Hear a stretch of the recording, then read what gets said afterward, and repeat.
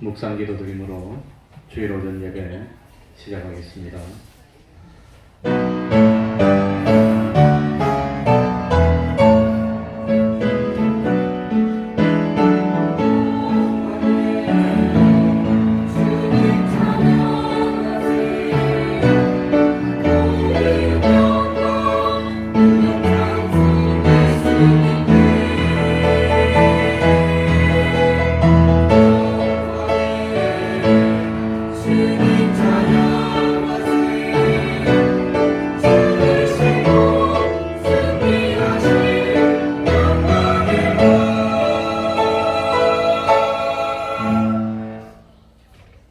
하나님 아버지, 변함없이 주의를 허락하여 주시고 세상의 많은 유혹과 여러가지 방해도 능히 극복하게 하여 주시고 하나님 앞으로 불러주신 그 은혜에 감사드리고 또한 감사드립니다. 하나님 아버지, 이 예배를 통해서 진실로 하나님을 깨닫도록 하여 주시고 하나님을 알게 하여 주시고 하나님을 만나게 하여 주시고 예수 그리스도를 영접하는 기적같은 축복 일어나게 하여 주옵소서. 하나님 아버지, 참으로 부족한 저희들, 여러가지로 모자란 저희들을 우리 주님은 세상의 빛으로 삼으시고 세상의 소금으로 삼아주셨습니다. 하나님 아버지, 이제는 진실로 빛된 삶을 살도록 노력하여서 참 우리들의 착한 행실들을 세상 사람들이 보고 하나님께 영광 돌릴 수 있는 복된 삶을 사는 저희들 될 수 있도록 은혜 베풀어 주옵소서. 오로지 모든 세상의 흥망성쇠를 주님께 맡깁니다.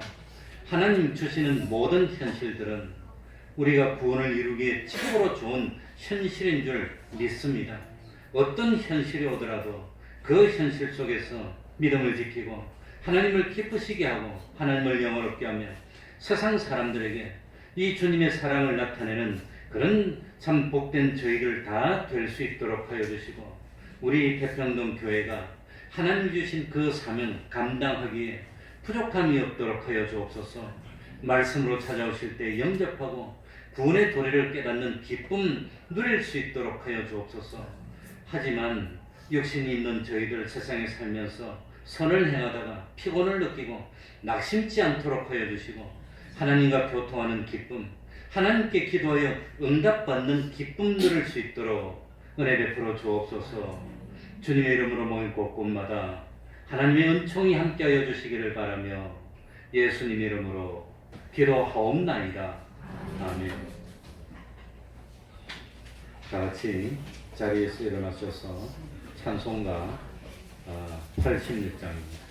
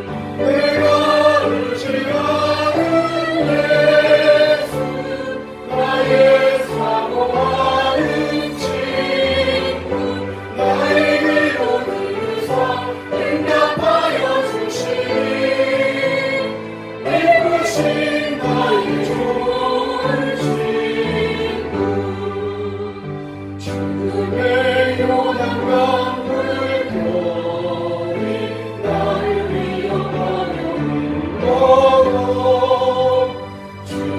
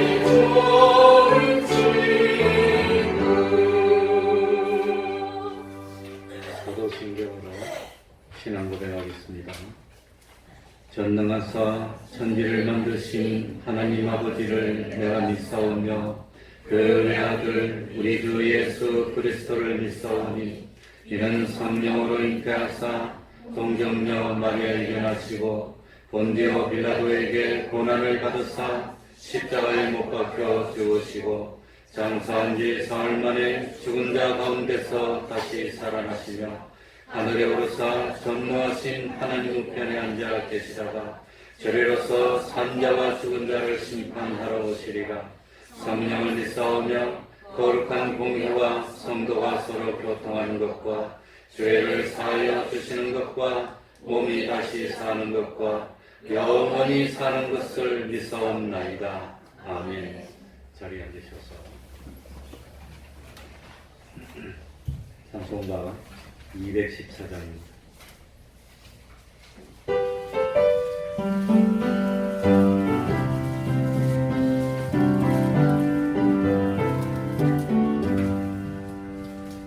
저는 주님의 사랑과 거룩한 보혈의 헌물을 우리가 찬양을 하시나 주님을 만나볼 때까지 예수는 우리를 예쁘게 하시는 주시니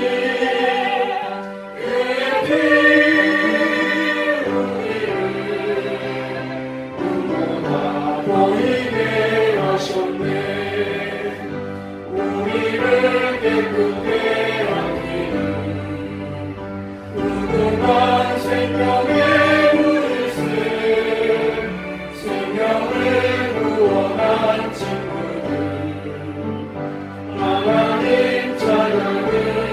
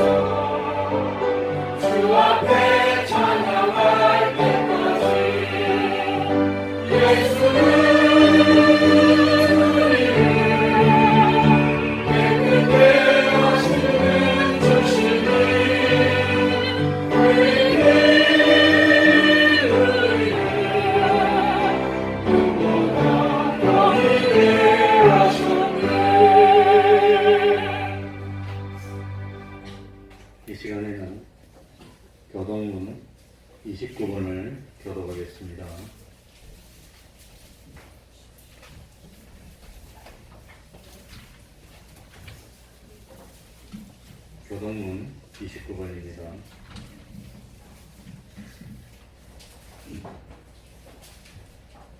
교독하겠습니다. 여호와여, 내가 깊은 데서 주께 부르짖었나이다.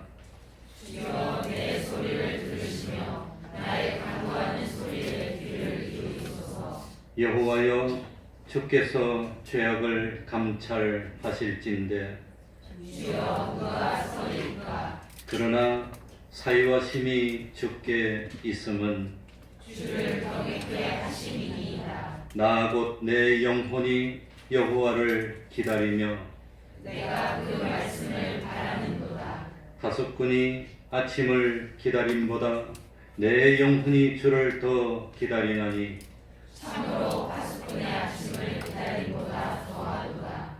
이스라엘아, 여호와를 바랄지어다. 여호와께는 인자하심과 풍성한 구속이 있습니다. 저가 이스라엘을 그 모든 죄악에서 구속하리로다. 아멘. 이제 주영광 성가대 찬양이 있겠습니다.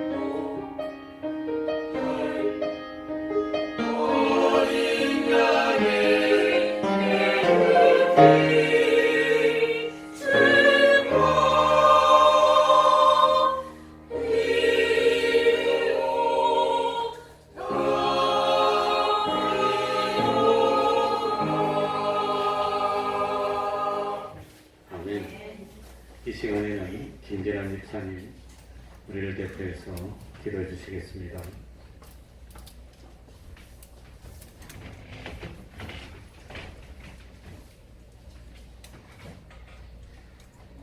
기도해 드리겠습니다. 사랑이 많으시고 은혜로우신 아버지 하나님, 감사합니다. 저희들을 이렇게 인도하여 주셔서 주님 자리에 나와 예배할 수 있도록 믿음 허락하여 주시고, 지난 한 주간도 연일 뜨거운 날씨 속에서도 저희들 건강으로 인도하여 주시고 빛으로 살 수 있도록 믿음 가운데 인도하여 주심을 진실로 감사를 드립니다.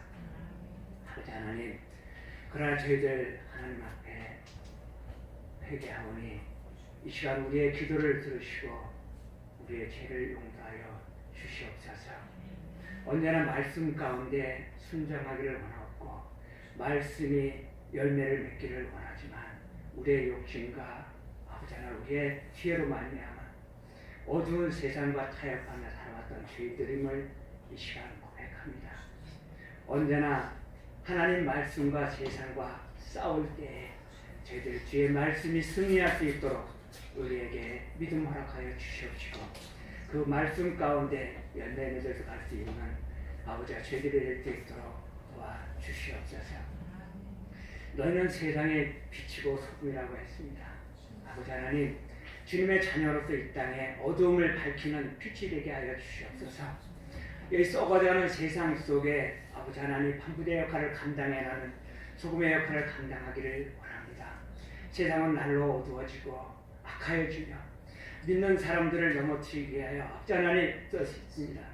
이 새해 저희들을 말씀으로 무장케 하여 주셔서 언제나 말씀이 우리 안에 역사하심을 경험케 하여 주시옵시고, 세상과 타협하지 않고 오직 주의 말씀으로 신령한 것을 쌓아가는 믿음의 자녀들이 다 될 수 있도록 은혜 가운데 인도하여 주시옵소서. 이 시간도 저희들을 불러 모아 주셔서 말씀으로 만나 주시고 저희들의 능력을 더하여 주셔서 세상과 싸워 열매 맺게 하여 주시는 주님의 은혜에 믿고 감사를 드립니다. 이 시간 말씀으로 오실 때 저희들 영접할 수 있는 믿음 허락하여 주시고, 그 말씀의 깊이와 넓이와 높이를 알게 하여 주셔서 우리의 변화된 모습으로 하나님을 찬양하며 영광 드리는 저희들이 될 수 있도록 주여 역사하여 주시옵소서. 하나님 아버지, 태평동 교회를 위하여 기도합니다. 이 지역에 주님이 뜻이 계셔서 태평동 교회를 세워주시고, 또한 이렇게 높지만 아담한 교회를 세워주셔서 저희들의 아버지 하나님 주님 전으로 나와 예배할 수 있도록 도와주시오니 감사를 드립니다. 이 자리에 들어오는 모든 이들이 하나님의 축복받는 자녀들이여 하나님을 만나는 귀한 손님임을 알게 하여 주시옵시고, 저들이 선택받은 백성으로서 주님 전을 위하여 애쓰며 봉사하는 저희들이 될 수 있도록 주여 도와주시옵소서. 언제나 주의 일을 감당할 때마다 성령의 능력으로 일하게 하여 주시고, 우리가 만나고 모일 때마다 예배하며 찬양하는 저희들이 될 수 있도록 도와주시고, 만나 주님의 말씀을 전하는데 힘쓰는 저희들이 될 수 있도록 도와주시옵소서. 많은 부들이 있습니다. 아버지 하나님, 어린아이부터 청년에 이르기까지, 또한 여심도 남심도, 또한 아버지 하나님 성가대에 이르기까지 저마다 맡은 일의 소임을 다 할 수 있도록 능력을 더하여 주시고, 아버지 앞에를 감당해 나갈 때마다 하나님이 도우시고 인도하심을 깨달아 알게 하여 주셔서 늘 감사가 넘치는 저희들이 될 수 있도록 도와주시옵소서. 특별히 아버지 하나님 어두운 세상 속에 빛의 자로 살아갈 때에 언제나 아버지 하나님 말씀 가운데 순종하며 그 말씀의 은혜로 말미암아 저들이 우리를 통하여 하나님을 알게 하는 아버지 하나님 믿음의 자녀가 될 수 있도록 도와주시옵소서. 이 어두운 세상에 빛이 되기를 원합니다. 이 어두운 세상에 아버지 하나님 저희들의 진리를 과감히 말할 수 있는 저희들이 되기를 원합니다. 오늘도 이 말씀을 위하여 아버지 하나님 이 자리에 모였사오니 주님 우리의 기도를 들으시고 우리의 예배를 흠양하여 주시옵소서. 이 모든 말씀 우리를 원하신 예수님 이름으로 감사하며 기도드립니다.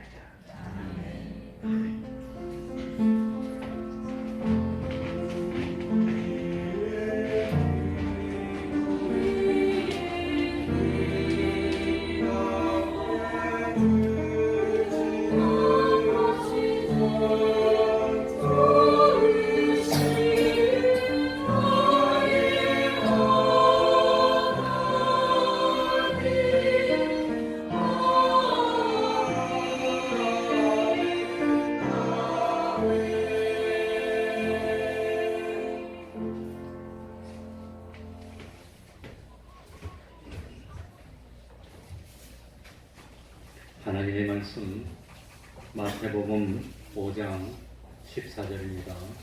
마태복음 5장 14절입니다.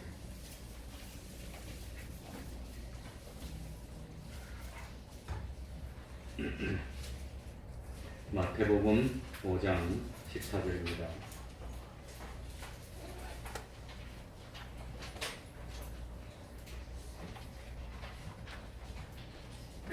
제가 읽겠습니다. 너희는 세상의 빛이라.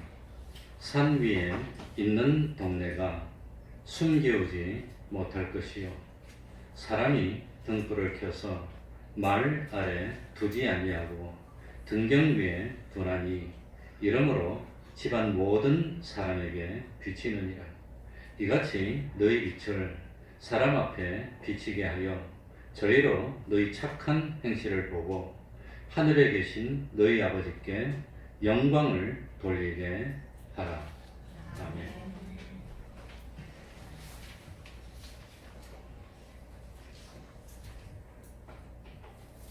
이 안경이 아마 이 초점이 잘 안 맞았어요. 멀티포커스인데 제가 위에 밑에 돋보기는 한 3.75 되는데 위에 눈이 원래 그 1.2 정도로 좋았는데 중심성 망막염을 알았어요. 그래가지고 하루 저녁에 그냥 자고 나니까 0.3으로 떨어졌는데 약을 오랫동안 먹었더니 눈이 시력이 조금 회복이 됐어요. 그랬더니 이거 그게 잘 안 맞아가지고 제가 안경을 이거 썼다 저거 썼다 그러고 있으니까 속으로 웃을 수 없어요.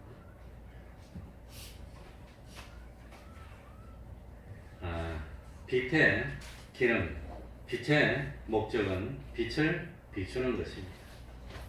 어두움에 빛을 비추지 못하면 성도로서의 본질과 성도로서의 본성을 상실하고 성도로서의 기능을 상실한 것입니다.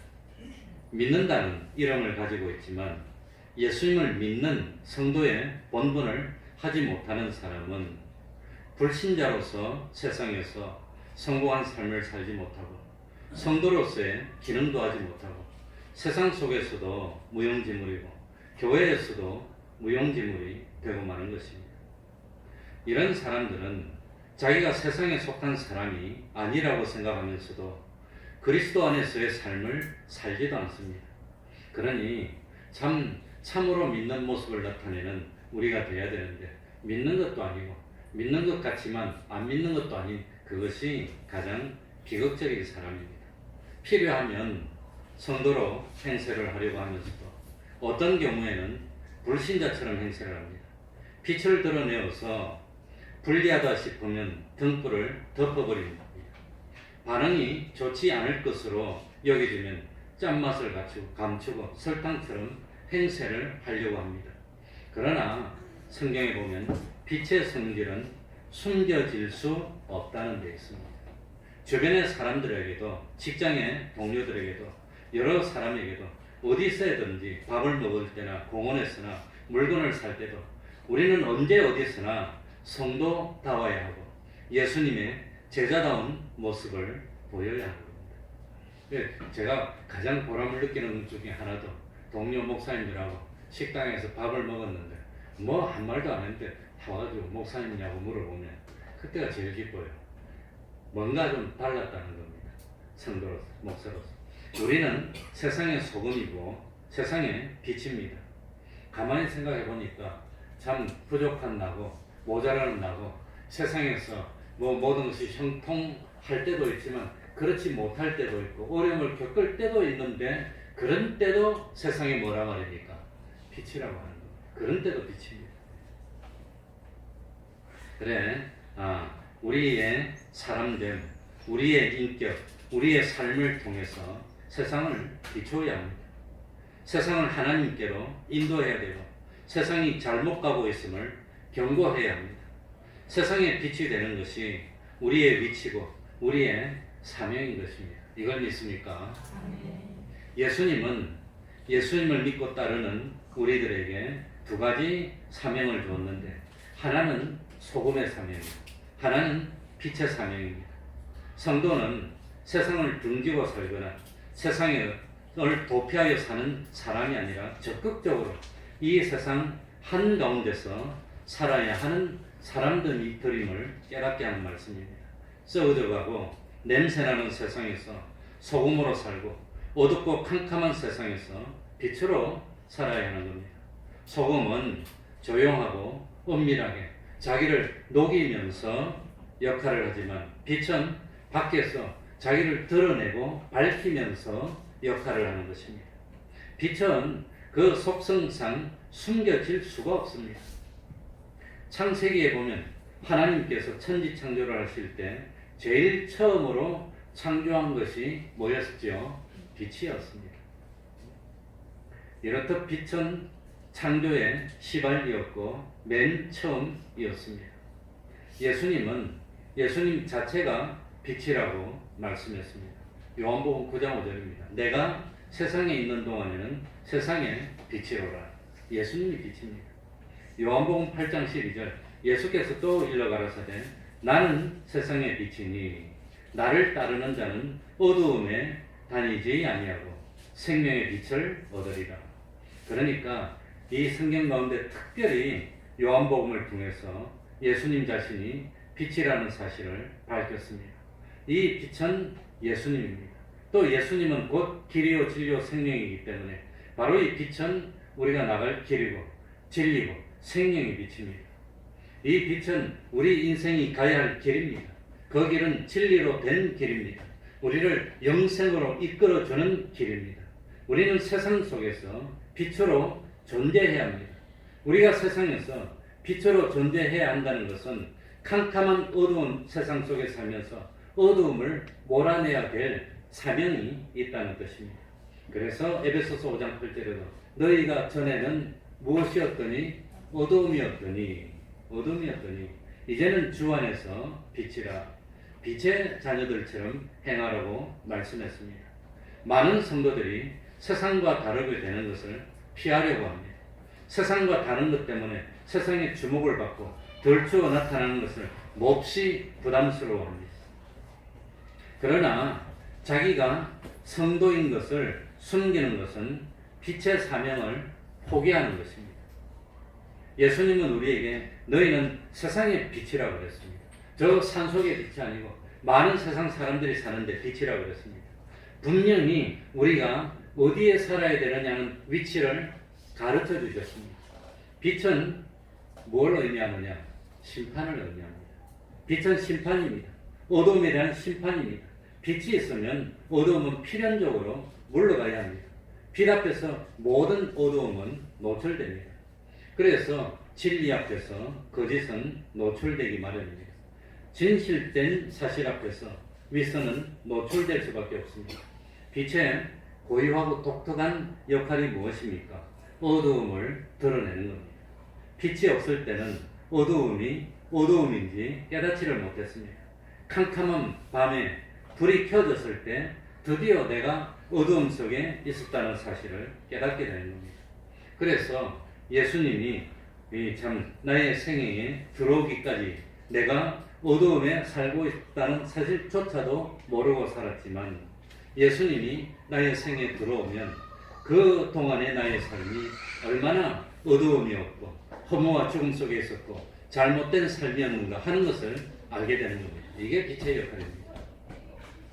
눈이 있어야 볼 수 있고 눈을 떠야만 볼 수 있는 것은 사실입니다. 그런데 아무리 눈이 좋고 좋은 눈을 부릅뜨고 있어도 빛이 없으면 볼까요? 못 볼까요? 못 보는 겁니다. 제가 웃었습니다. 그래서 안경이 없으면 안 보여요. 근데 안경이 오래되니까요. 책은 보기 편리한데 뒤에가 잘 안 보여요. 앞에 위가 잘 안 보여요. 그래서 빛은 볼 수 있게 만들어주는 것이고 보고 바로 알고 바로 판단할 수 있도록 만들어주는 것이 빛의 역할입니다. 눈이 있어도 빛이 없으면 눈이 소용이 없습니다. 지혜가 있고 총명이 있어도 빛이 없으면 소용이 없습니다. 그런데 이 빛은 예수님에게서만 나온다는 겁니다. 세상의 본질은 캄캄함입니다. 세상의 본질은 어두움입니다. 이 세상은 공중의 권세 잡은 사단이 지배하고 있는 세상입니다. 이 세상은 원래 에덴 동산의 모습을 상실했습니다. 세상은 천국이 아닙니다. 이 세상은 빛이 필요한 곳이 되었고 소금이 필요한 곳이 됐습니다. 이 세상뿐 아니라 세상에 살고 있는 사람도 마찬가지입니다. 가만히 돌이켜보면 자기 속에 선은 별로 없고 죄뿐인 것을 알 수가 있습니다. 생각하는 것들마다 나쁜 것들입니다. 욕심입니다. 아집입니다. 그래서 예수님이 세상에 빛으로 오셔서 모든 어두움을 노출시키고 사단의 정체를 드러나게 하셨습니다. 이것을 마태복음 4장 16절에는 흑암에 앉은 백성이 큰 빛을 보았고 사망의 땅과 그늘에 앉은 자들에게 빛이 비추었도다 이렇게 말씀했습니다. 그런데 이 빛이 어디에서 나옵니까? 요한복음 1장 4절에 보면 그 안에 생명이 있었으니 이 생명은 사람들의 빛이라고 그랬습니다. 예수님의 빛은 예수님의 생명 속에서부터 나오는 겁니다. 생명이 있는 곳에 빛이 있고 생명이 있는 곳에 부활이 있는 겁니다. 예수님께서 나는 부활이요 생명이니 라고 하셨는데 이것이 바로 빛이라고 하는 겁니다. 예수님은 죽음과 어두움을 깨시고 부활의 빛으로 나타났습니다. 우리는 이 빛을 받아서 세상을 밝히는 빛이기 때문에 세상의 어두움을 노출시켜야 하는 사명이 있습니다. 성도는 어두움에 동화되어서 어두워져야 하는 사람이 아니고 어두움을 분명하게 노출시키고 밝히는 역할을 하도록 되어 있습니다. 성도는 이 세상 한가운데 살면서 세상 사람들과 다른 방식으로 생각하고 다른 방식으로 말하고 다르게 생활하기 때문에 참 어려움을 당하고 반대에 부딪히게 됩니다. 그렇다고 참 나서서 다니면서 누구를 정죄하거나 비판하거나 고발하고 다니는 것은 아닙니다. 성도의 생활이 곧 빛이기 때문에 어두움과 비교되고 거짓과 죄악이 드러나게 만드는 것이 빛의 역할입니다. 그래서 빛이 오면 어두움이 충격을 받게 됩니다. 서기관들과 바리새인들은 예수님이 오기 전까지는 최고의 권위가 있었는데 예수님이 오시고 난 뒤에 엄청난 충격을 받습니다. 이 서기관과 바리새인들은 예수님이 오시기 전까지는 최고의 신앙가들이었습니다. 최고의 존경의 대상이었지만 예수님이 오시고 난 뒤에는 누구로 변했지요? 외식하는 자로 전락하고 말았고 다른 사람들을 판단하고 방해하는 자기의 모습이 비로소 드러나게 됐고 그러니까 서기관 바리새인들은 예수님을 미워하기 시작했고 예수님을 핍박하기 시작했습니다.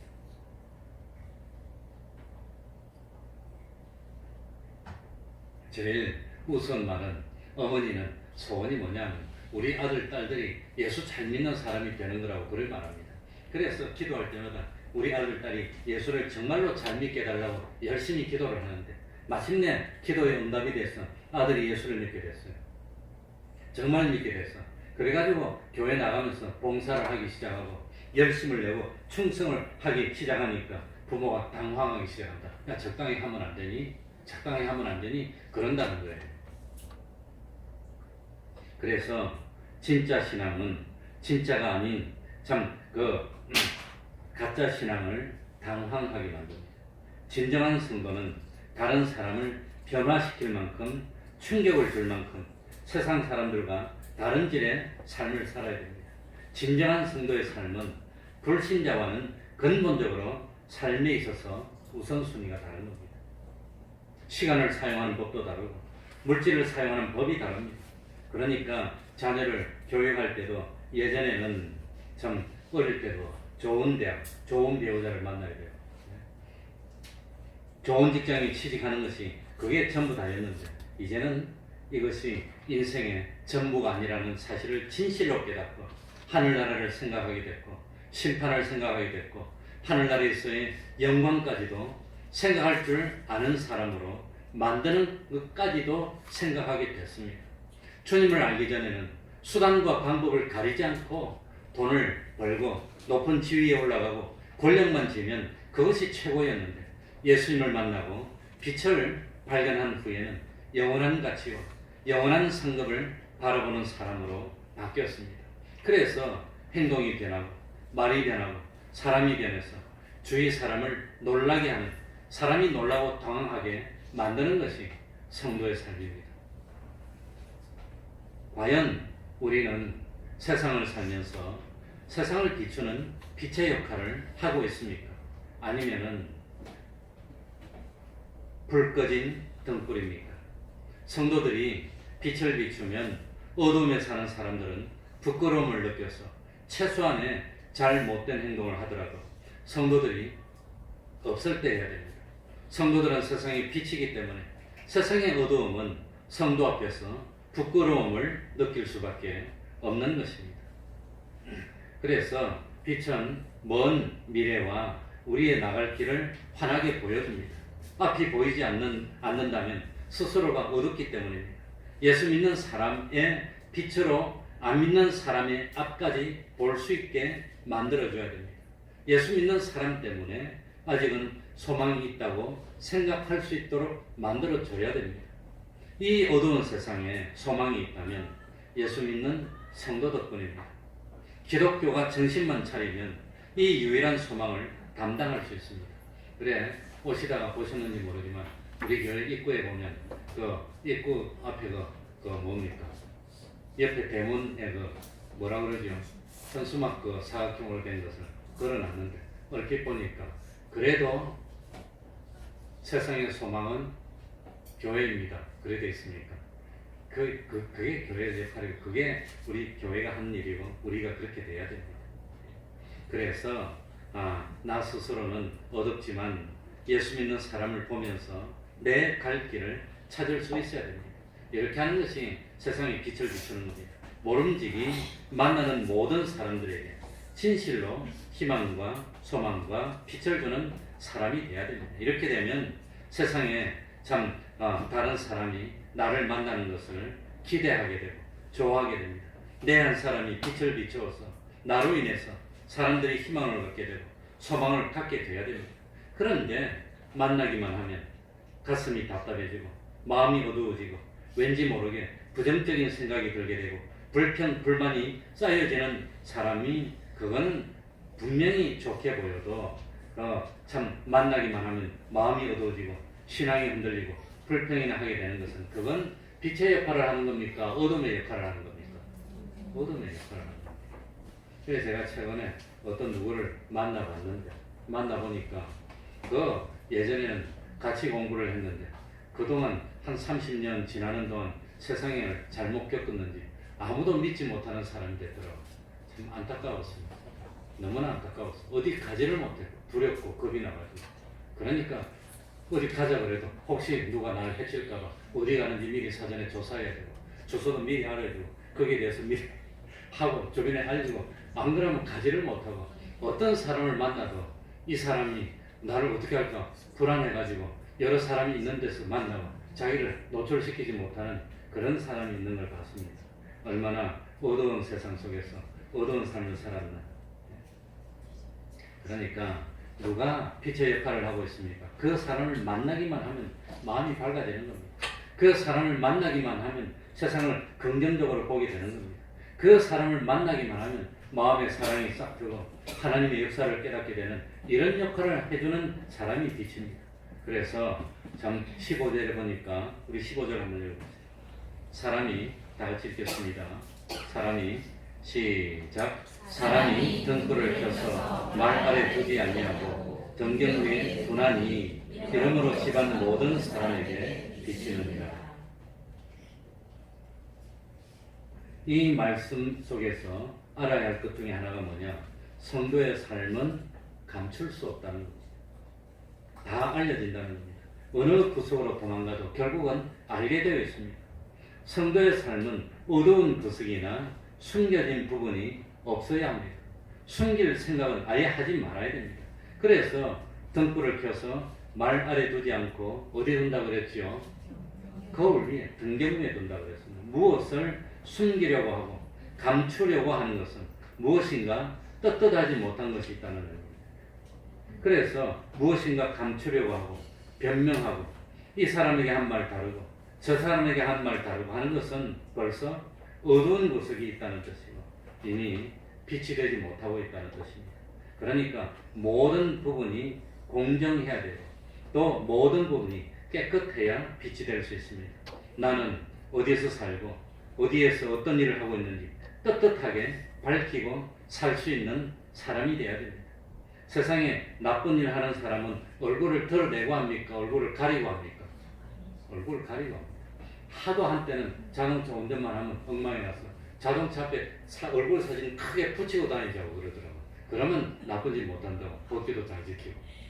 요즘은 많이 좋아졌습니다. 그러니까 참 TV에 보면은 떳떳하고 자랑스러운 사람은 얼굴을 다 드러내고 나오는데 어떤 죄를 지은 사람은 어떻게 하고 나옵니까? 마스크를 쓰고 얼굴을 가리고 이러고 나와요. 그러니까 사람의 눈은 속일 수가 있지만 하나님은 뭐 할 수 없지요? 속일 수 없습니다. 성경에 보면은 모든 감추어진 것들이 드러난다는 그런 말씀이 몇 번 나오는지 모릅니다. 다 드러납니다. 다 드러납니다. 그러니까 순간의 부끄러움은 어떻게 넘길 수 있을지 모르지만 영원히 부끄러움을 당해야 하는 길을 가서는 안 된다고 하는 겁니다. 세상이 어두우면 어두울수록 빛은 더 멀리서도 잘 보입니다. 숨기려고 해도 드러나게 됩니다. 예수 믿는 사람의 행실에 대해서 특별히 세상에서 비난이 많다는 것은 뭘 의미하겠습니까? 예수님이 믿는 사람에 대한 기대가 그만큼 크다고 하는 겁니다. 기대가 큽니다. 그래서 그렇기 때문에 믿는 성도의 실수에 대해서 세상이 비난을 많이 하는데 오히려 감사해야 합니다. 기대가 없으면 실망도 없습니다. 성도의 삶은 등경 위에 높이 있는 빛과 같은 참 그런 삶이 됩니다. 그래서 많은 사람의 눈에 띈다는 것을 잊지 말아야 하고 또 눈에 띄는 것을 당연하게 여기고 숨기거나 가리려고 하지 말아야 하는 겁니다. 그래서 어떤 사람은 자기하고 개인적으로 잘 아는 그런 가까운 사람이 자기 교회에 오려고 그러면 기겁을 하는 사람이 있어요. 기겁을 하는 사람이 있어요. 자기의 감춰진 것들이 다 드러날까. 제가 한 번은 어떤 회사에 취직하려고 딱 갔더니 그 사람이 나한테 쫓아오더니 내 손을 붙들고 얼마나 사정을 하는지. 자기의 감추인 게 드러날까 봐. 그러니까 보통 사람은 전화번호가 바뀌어서 연락이 끊어지는 것이 싫고 전화번호가 바뀌어도 그 전 번호로 전화하는데 1년, 2년 동안 참 연결시켜주는 그런 서비스를 이용하는 사람이 있는가 하면 어떤 사람은 수시로 전화를 바꾸고 전화도 몇 개를 쓰면서 숨기는 사람이 이런 사람은 보편적으로 참 떳떳하지 못한 사람일 경우가 많습니다. 특별한 경우가 있지만 그래서 너희는 세상의 빛이라고 했습니다. 이 빛은 등경 위에 두어서 세상 모든 사람이 다 잘 볼 수 있도록 했습니다. 빛은 어두움과 함께 할 수 없습니다. 빛은 어두움과 타협하지 않는 겁니다. 빛이 있으면 어두움은 없어지는 겁니다. 어두움이 있다는 것은 빛이 없다는 뜻입니다. 빛과 어두움은 어울릴 수가 없는 겁니다. 근본적으로. 참된 성도라면 신앙에 타협이 없고 신앙에 양보가 있을 수 없다는 뜻입니다.